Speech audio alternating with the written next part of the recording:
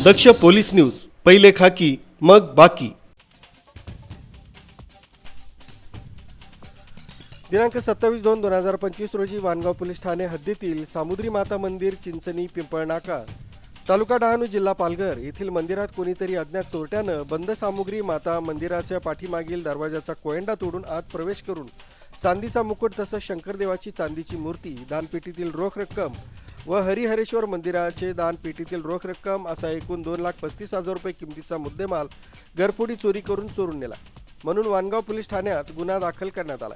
सदर गुन्ह्याचं गांभीर्य लक्षात घेऊन पोलीस अधीक्षक बाळासाहेब पाटील यांनी पोलीस निरीक्षक प्रदीप पाटील, स्थानिक गुन्हे शाखा पालघर तसंच सहाय्यक पोलीस निरीक्षक तुषार पाचपुते, प्रभारी अधिकारी वानगाव पोलीस ठाणे यांना तपास पथक तयार करून योग्य त्या सूचना देऊन मार्गदर्शन केलं। त्याप्रमाणे स्थानिक गुन्हे शाखा पालघर तसंच वानगाव पोलीस ठाण्याचे संयुक्त पोलीस पथक तयार करण्यात आलं।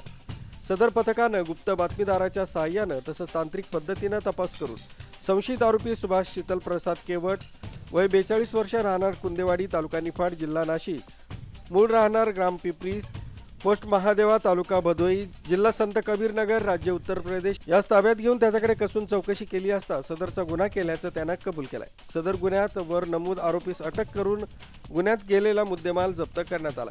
गुन्ह्याचा अधिक तपास हा पोलीस उपनिरीक्षक भारत वनवे, नेमणूक वानगाव पोलीस ठाणे हे करीत आहे।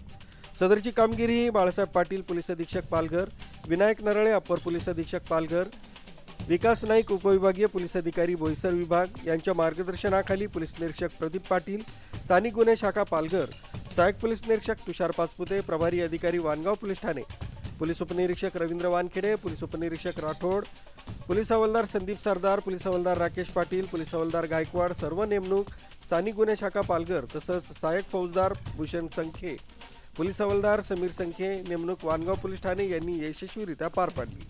नरेश जाधव, दक्ष पोलीस न्यूज, पालघर।